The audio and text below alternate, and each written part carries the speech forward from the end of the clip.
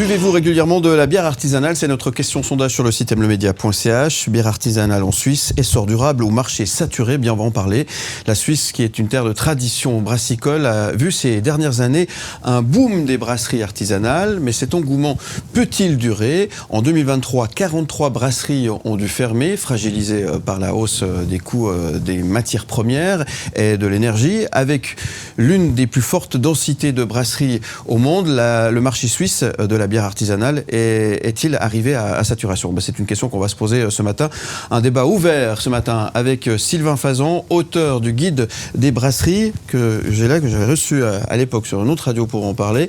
Bonjour, merci d'être avec nous ce matin. Et Alex Massy de la brasserie Massy à Aigle. Bonjour, merci d'être là. Vous êtes ce qu'on appelle un brasseur artisanal, c'est ça? Oui, exactement, indépendant. Merci d'être là. Vous avez mené avec vous des bières. On va pouvoir les déguster, j'espère, tout à l'heure en direct. On ne va pas se gêner. Il n'y a pas de souci. En tout cas, merci tous les deux d'être ici. Et avant d'aller plus loin, je vous propose de jeter un petit coup d'œil à notre sondage en ligne sur le site mlemedia.ch. Buvez-vous régulièrement de la bière artisanale? Notre question sondage sur le site. On jette un petit coup d'œil à l'évolution du sondage depuis ce matin. 54%, vous dites... Oui, ce chiffre, 54%, je m'adresse à vous, Sylvain Fazan, ça vous paraît assez... Oui, ça me paraît correct. C'est correct, ouais. Oui. Mais ça a diminué, par contre? Vous avez senti une diminution? La diminution, non, pour moi, ça n'a pas vraiment diminué. Pour l'instant, le marché de la bière artisanale est stable. Oui. Après, ce chiffre, il montre un petit peu le ressenti de chacun. Oui. Et c'est vrai que la bière, ça reste un marché de niche et tout le monde ne boit pas de la bière déjà. Et puis le prix de la bière artisanale est peut-être un petit peu élevé par rapport à certaines bourses. Donc... Ouais. Donc je comprends tout à fait ce chiffre des 54% pour la craft beer. Oui. Mike Pérez. Il y a effectivement le prix, comme vous le dites. Il y a beaucoup de facteurs qui expliquent effectivement que les gens consomment peut-être moins de bière artisanale et que du coup ça met effectivement en péril ces brasseries artisanales. On l'a dit, ça coûte de plus en plus cher à produire, donc ça coûte cher à vendre. Donc le consommateur fait aussi un petit peu attention et du coup il se tourne peut-être vers des bières meilleur marché, produites par des gros brasseurs. Et puis surtout, il y a les modes de consommation qui ont changé. Les gens boivent de moins en moins d'alcool de manière générale. Alors, on va peut-être évoquer tout à l'heure l'essor aussi des bières sans alcool, mais de manière générale, on boit moins d'alcool, que ce soit du vin, de la bière ou d'autres choses. Et ça, c'est aussi un facteur qui est important. Est-ce que ça aussi, vous le ressentez-vous dans la diminution de la fréquentation? Est-ce que les gens boivent moins d'alcool? Il y a peut-être tout autant qui boivent, mais moins.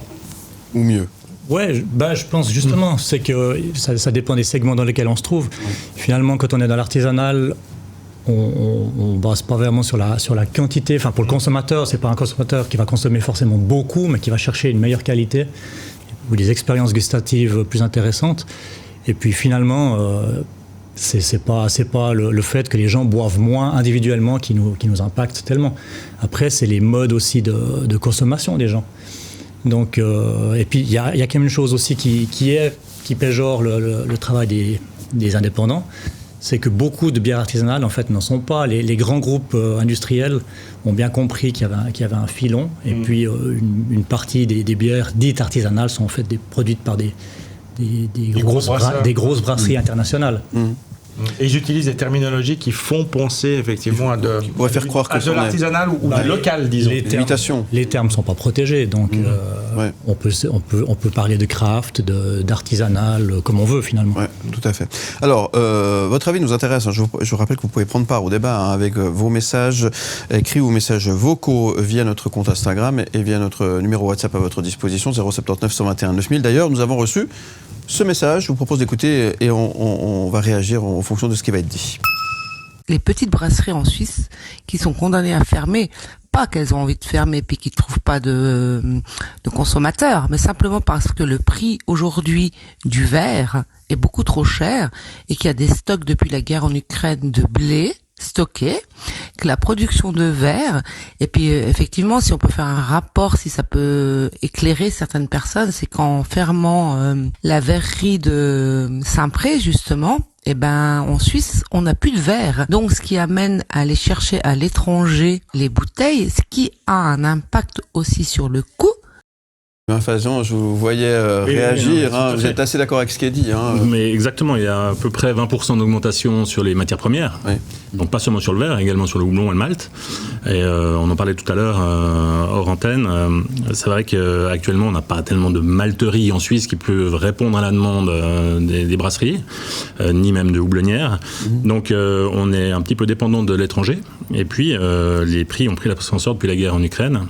20% de plus, sans parler du coût énergétique qui a presque doublé également. Donc ça devient difficile aussi pour les petites structures. Évidemment, ça se répercute. Ça, exactement, sur le prix de la bière. Ouais.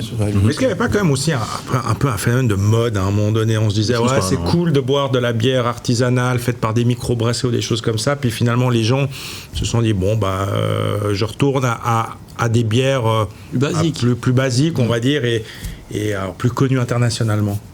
C'est dans l'exigence. Non, je pense pas. Rien que pour l'année 2024, il y a 21 nouvelles brasseries quand même qui ont ouvert, hormis le fait qu'il y en ait 38 qui... on parle que celles qui ont fermé, on n'a pas parlé de celles qui ont ouvert. C'est ça. Et donc, je pense qu'il y a toujours cet engouement autour de la bière. Il n'y a jamais eu autant de diversité brassicole sur le marché. Pour moi, c'est bon pour le consommateur.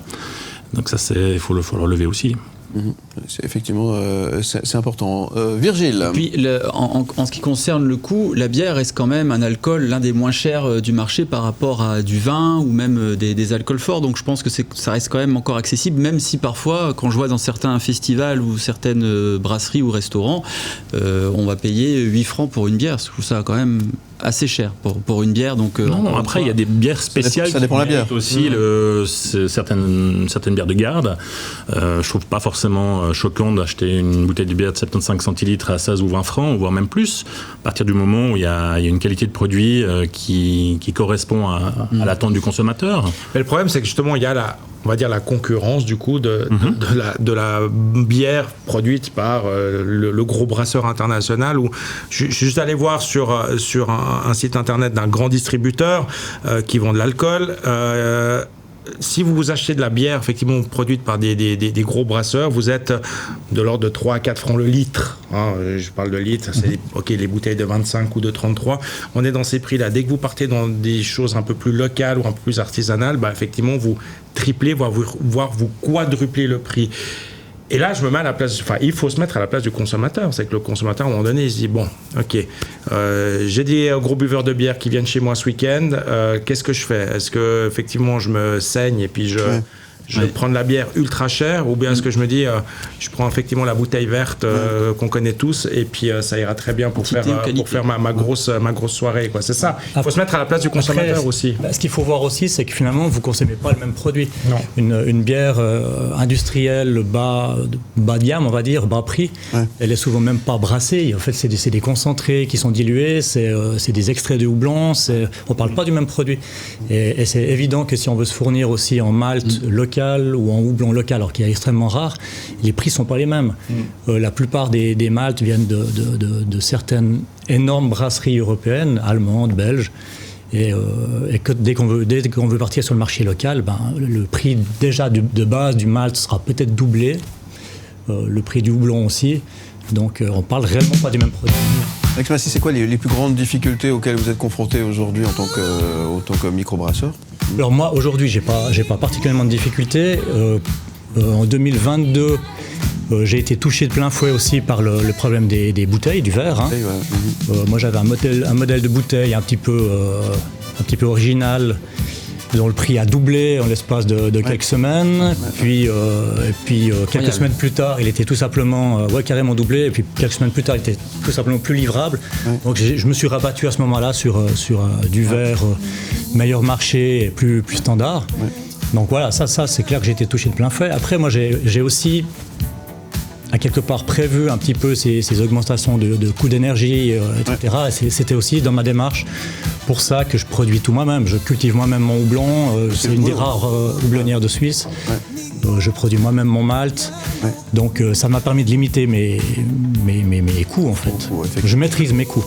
Très bien. En tout cas, c'est du travail. C'est ce qu'il faut relever derrière. C'est du boulot, effectivement. Buvez-vous régulièrement de la bière artisanale? C'est notre question sondage sur le site mlemedia.ch. Je vous invite à jeter un petit coup d'œil à l'évolution de celui-ci sur notre site internet. Oui, à 68%. Continuez de donner votre avis. Continuez d'envoyer vos messages écrits ou vocaux 079 121 9000 et via Instagram également. On marque une toute petite pause, on revient dans un instant, on va peut-être ouvrir, on va goûter. On va goûter quand même. On va goûter quand même, c'est brasserie Massy, malterie, donc vous êtes du côté de Aigle, c'est ça? Ah, Aigle, oui. Au pied du Chablais, effectivement, donc on va ouvrir. J'ouvre la première, on marque une petite pause, je vous passe le décapsuleur et on revient dans un instant. Oui, je sais, c'est le matin, mais alors...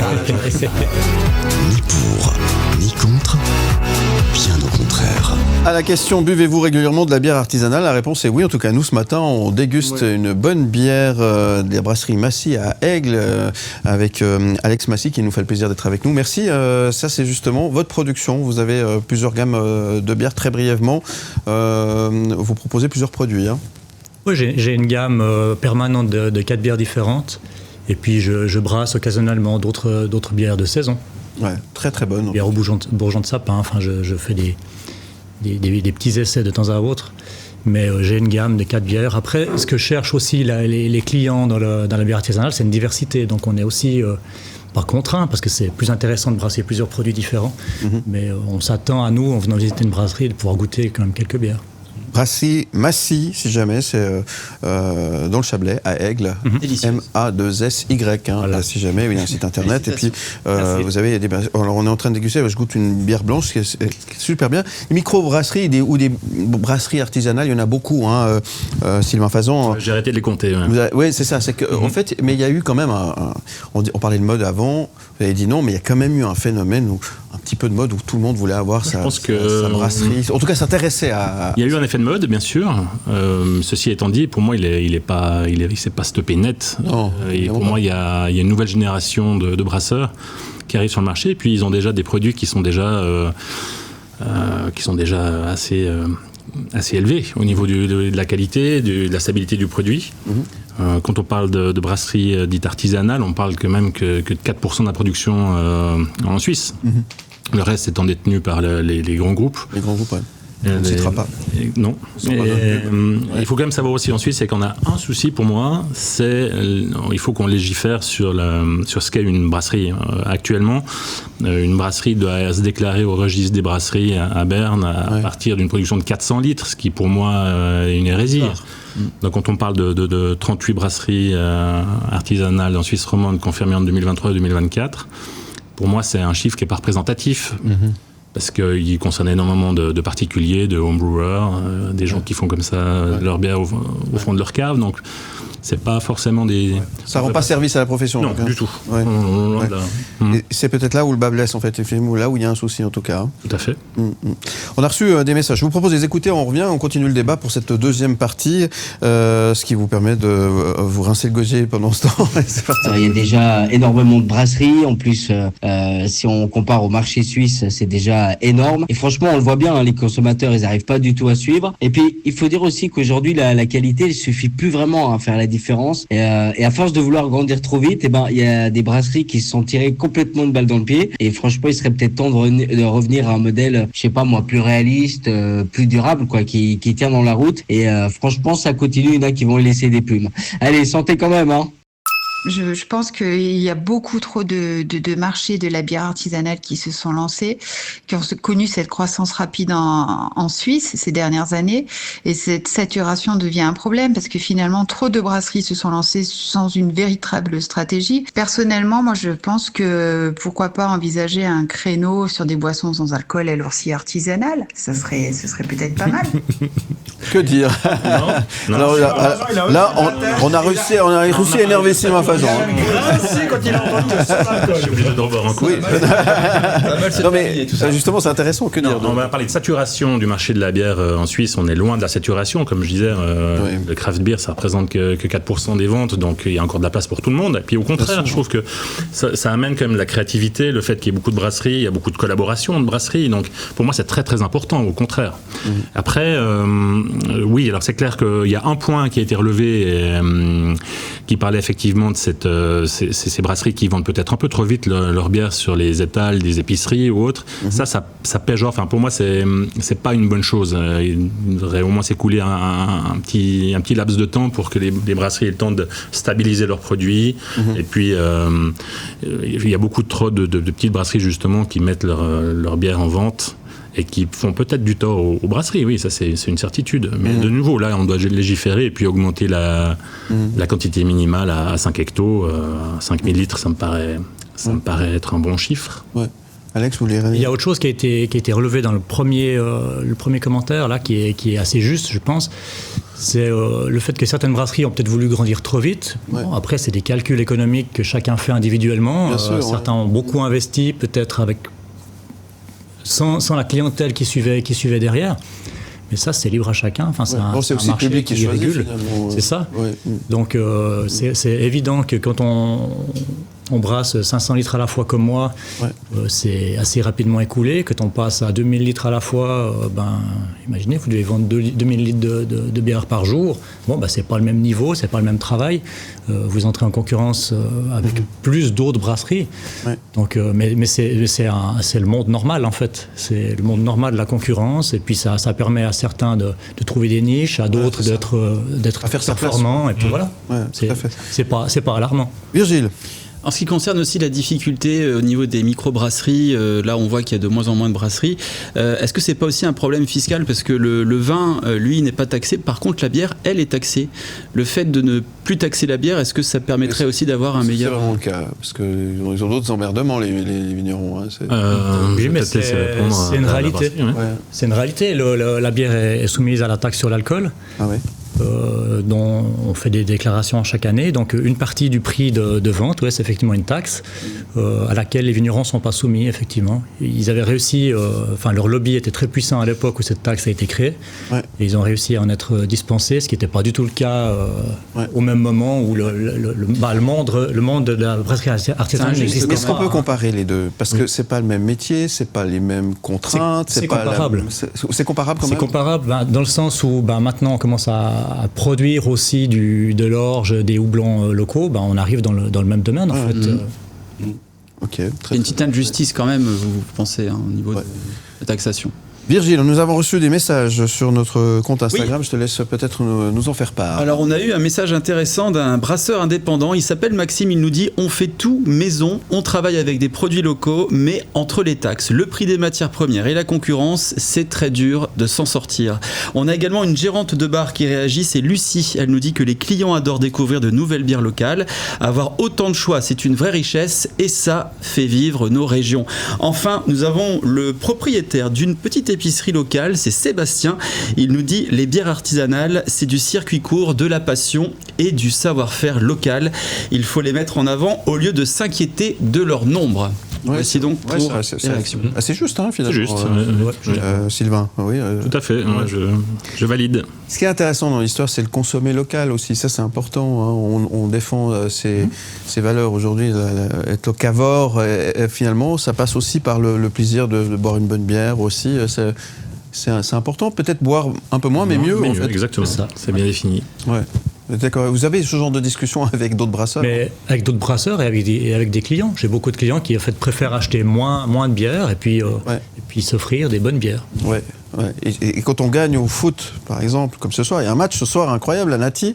Là, il faut boire des bonnes bières, par exemple. Non, c'était une image pour la digestion. Si on prend l'exemple du sport, effectivement, la bière est quand même très présente dans les stades, notamment. Ça reste un dénominateur commun. T'as vu comme il est parti au quart de tour ? C'est du vécu pour Mike. Oui, mais là, on boit pas de l'artisanal. Là, on boit effectivement du brassé à grande échelle, quoi.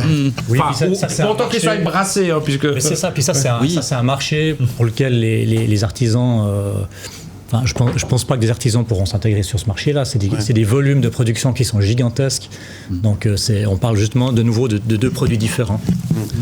Sylvain Fazan, vous qui rencontrez finalement ces artisans, ces producteurs de bière, ces micro-brasseurs, quel sentiment il y a aujourd'hui par rapport à tout ça ? On a senti qu'il y avait un engouement quand même. Il y a eu le Covid, où il se passe un truc, et après il y a eu une espèce de creux. On vit de toute façon la période post-Covid, puis il y a la guerre en Ukraine qui n'arrange rien. C'est assez instable, le marché est instable, mais ça c'est pour tout le monde. C'est pour tout le monde, bien sûr. C'est pas que la bière. Par contre, ce que je trouve très intéressant maintenant, c'est que les brasseries collaborent beaucoup entre elles. Et ça amène un renouveau sur le niveau brassicole. De plus, là en ce moment je travaille sur un prochain livre sur les accords bière aimée, et je suis allé à la rencontre des grands chefs. Et il y a énormément de chefs justement qui s'intéressent à ce marché artisanal de la bière et qui travaillent avec leurs produits. Et pour moi, c'est un petit peu... Le but est de remettre les bières sur les grandes tables. Ouais. On a été longtemps le parent pauvre par rapport... Mais c'est marrant parce que hier, Richard Chassot parlait à propos de Divinum que le mousseux était assez tendance, notamment chez les jeunes, quoi. Donc c'est peut-être quelque chose dont vous pouvez profiter si effectivement les boissons à bulles reviennent un peu sur le devant de la scène. La bière doit se faire sa place. La bière doit travailler dans les lettres de noblesse, c'est sûr. Oui.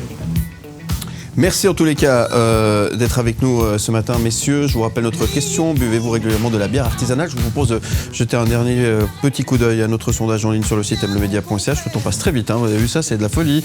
Quand on boit un verre comme ça, une bonne bière. Attention, l'abus d'alcool est dangereux pour la santé.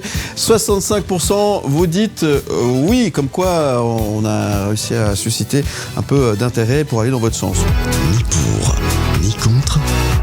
Bien au contraire. Justement, la bière omniprésente, hein, c'est vrai qu'on parle beaucoup de la bière, hein.